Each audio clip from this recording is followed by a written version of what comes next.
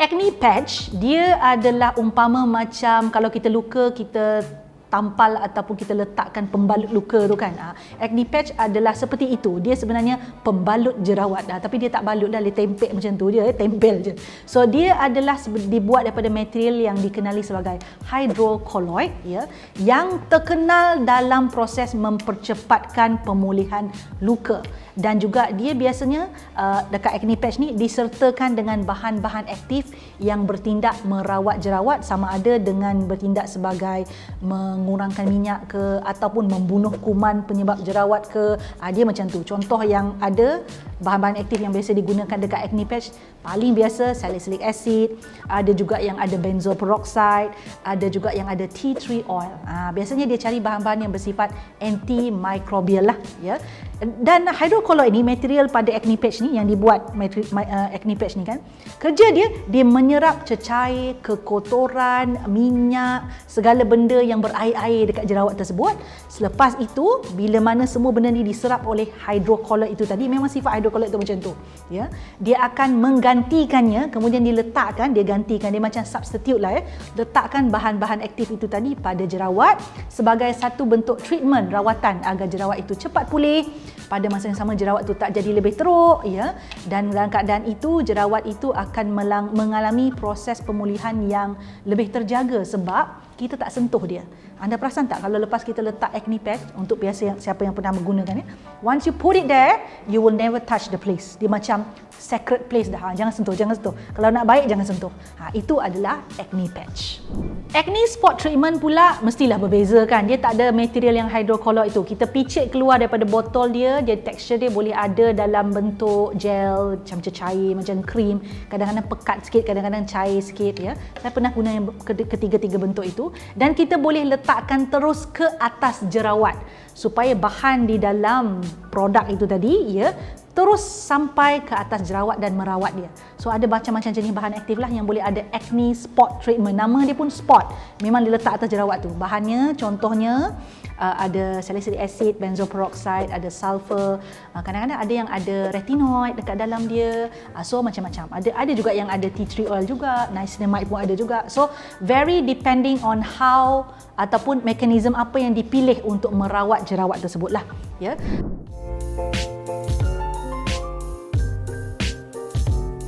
Bagaimana mahu memilih antara salicylic acid ataupun benzoyl peroxide? Nak pilih macam mana? Nak bagi tahu dulu sebelum nak pilih ni, bahan yang saya sebut ni dia bukan jahat, ya. Ramai sekarang ni bila sebut benzoyl peroxide, oh jahat, tak bagus bahan ni. Benzoyl peroxide is still one of the best ingredient and well researched ingredient untuk pulihkan acne tau sampai sekarang ni.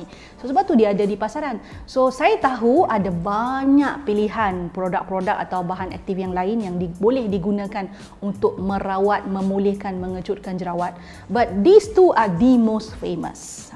Dan masih relevan sampai sekarang dan mudah didapati dan tidak mahal. So how do you choose between salicylic acid, betul kan ejaan sebutan di situ, dan juga benzoyl peroxide? Number one, kena tengok jenis jerawat. Kenal tak jenis jerawat tu? Ya, jerawat tu whitehead ke, blackhead ke, papule ke, pustule ke. Jadi kalau jerawat yang ringan-ringan, elok pakai salicylic acid. Ya, contoh blackhead dengan whitehead tu tadi itulah.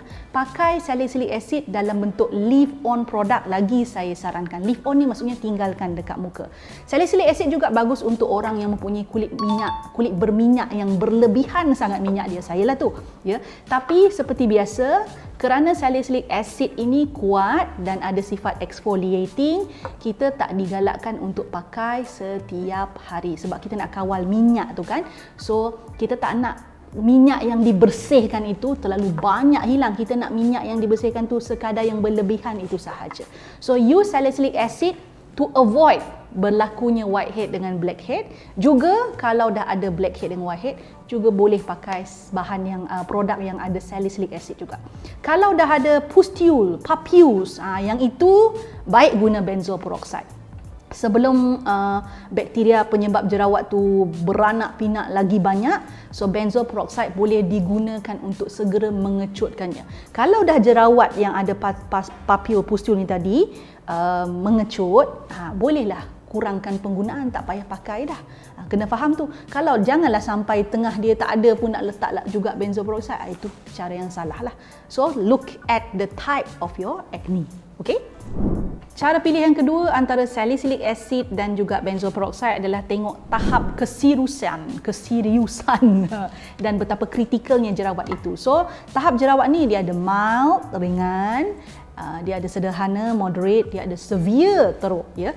Bahagian severe ni kan, jerawat severe ni nodule cystic acne, kita panggil jerawat batu lah, ya. Jerawat batu ni maksudnya kalau kita tekan kawasan yang ada jerawat tu sakit dan memang rasa macam ada batu dalam kulit kita, and sometimes dia timbul macam batu juga dekat luar permukaan timbul, so nampaklah kulit tu macam bumpy, and we know it's acne because you definitely will know that it's acne, bukan masalah kulit yang lain tau. So kalau masalah kulit macam tu, itu dah severe acne, saya pesan siap-siap, janganlah cuba produk-produk kat drugstore ni. You must straight go to doktor kulit, kerana mungkin anda perlu antibiotik dan itu hanya boleh diberikan atau we say prescribed by doctor. Dan jangan main-main dengan jerawat batu, jangan dibiarkan dipicit, dikorek sendiri. Nanti bila ada parut semua dah sedih dah, tengok parut muka tak rata. Okay, so benzoyl peroxide dengan salicylic acid lebih sesuai untuk jerawat yang ringan-ringan dengan sederhana secara umumnya. Tapi kena hati-hatilah juga dengan benzoyl peroxide macam saya sebut tadi, sebab berbanding salicylic acid dia lebih kuat. So tak bermakna benda yang lebih kuat tu bagus untuk mana-mana tahap jerawat lah. Yang kuat untuk jerawat yang agak kuat lah, maksudnya dekat sini moderate acne. Kalau jerawat tu light sahaja, dia macam tak kuat sangat, tak banyak sangat, so whitehead, blackhead lah, so salicylic acid tu boleh dipakai. So benzoyl peroxide lebih kepada yang moderate acne. Okay?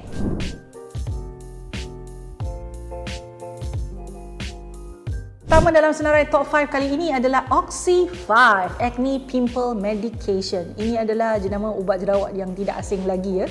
Saya sendiri pun pakai masa zaman remaja dahulu ubat jerawat ini ketika muka ada jerawat, ya. Bahan aktif dalam produk ini adalah benzoyl peroxide dalam kuantiti 5%. Ini adalah kadar terendah benzoyl peroxide dalam rangkaian produk anti jerawat dari jenama Oxy ini, ya. Cara benzoyl peroxide bertindak ialah dengan membawa lebih banyak oksigen ke dalam liang pori-pori, ke dalam liang kulit di mana jerawat itu ada. Disebabkan sukar bagi bakteria untuk terus hidup dalam persekitaran yang terlampau banyak oksigen, ini akan membunuh bakteria tersebut dan jerawat boleh dipulihkan. Sangat dicadangkan untuk guna produk ini pada kadar yang rendah dahulu, ya, seperti Oxy 5 ini. Ini kerana benzoyl peroxide yang terlalu tinggi, sebab Oxy 10 pun ada juga tau. Ya, benzoyl peroxide kalau terlalu tinggi boleh memberikan kesan sampingan iaitu iritasi pada kulit dan juga kekeringan, ya. Pengalaman saya menggunakan spot treatment ini, dia memang dengan cepatnya boleh kecutkan jerawat. Satu malam, dua malam memang boleh kecut terus. Harga spot treatment ini adalah sekitar RM8 ke RM12 untuk 10 gram. Ubat jerawat kedua dalam senarai top 5 kali ini adalah Tea Tree Pimple Gel, ya. Jika anda mencari produk ataupun acne spot treatment dengan bahan selain benzoyl peroxide, Tea Tree Pimple Gel ni boleh menjadi pilihan anda. So bahan aktif di dalam ubat jerawat ini ada dua, iaitu tea tree oil dan juga resorcinol, ya. Sifat tea tree oil ini adalah antimikrobial, di mana dia boleh menghalang pertumbuhan bakteria yang menyebabkan jerawat tersebut. Resorcinol pula memang jarang kita jumpa sebenarnya, tapi dia boleh bertindak dengan cara memecahkan sel-sel kulit mati dan membolehkan sel kulit mati ini mengelupas dari permukaan kulit. Pengelupasan ini kemudiannya dia akan merangsang pengeluaran sel kulit baru untuk menggantikan sel kulit mati tadi. So apa kaitan sel kulit mati dengan jerawat? Jerawat berlaku disebabkan oleh sel kulit mati yang berkumpul bersama minyak ataupun sebum di dalam pori-pori. Jadi, tugas resorcinol untuk memecahkan sel kulit mati ini mustahak untuk rawat jerawat, ya. Harga spot treatment ini adalah sekitar RM12 ke RM13 untuk 15 gram. So boleh dapatkan di drugstore berhampiran dengan anda. Ubat jerawat ketiga dalam senarai top 5 kali ini adalah daripada jenama Mentholatum Acnes, iaitu Acne Spot Gel. Di dalam ubat jerawat ini ada beberapa bahan yang baik kiranya ya, iaitu untuk unclog pori-pori, unclog the pores, mengurangkan sebum berlebihan dan menanggalkan sel kulit mati. Produk ini ada tambahan bahan iaitu 2% sulfur dan juga digabungkan bersama dengan salicylic acid iaitu sejenis BHA. Produk ini juga mengandungi vitamin E dan ekstrak licorice untuk melegakan kulit yang biasanya alami keradangan ketika berjerawat. Produk ini juga ada Centella asiatica extract yang boleh meredakan kemerahan pada kulit yang aktif berjerawat. Keradangan dan juga kemerahan ni sangat mustahak untuk kita kawal ya. Sebabnya kalau dibiarkan, dia boleh menyebabkan berlakunya bekas jerawat yang kehitaman ataupun yang kita panggil post-inflammatory hyperpigmentation. So, harga anti-acne spot gel ini adalah sekitar 15 ke 20 ringgit untuk 18 gram.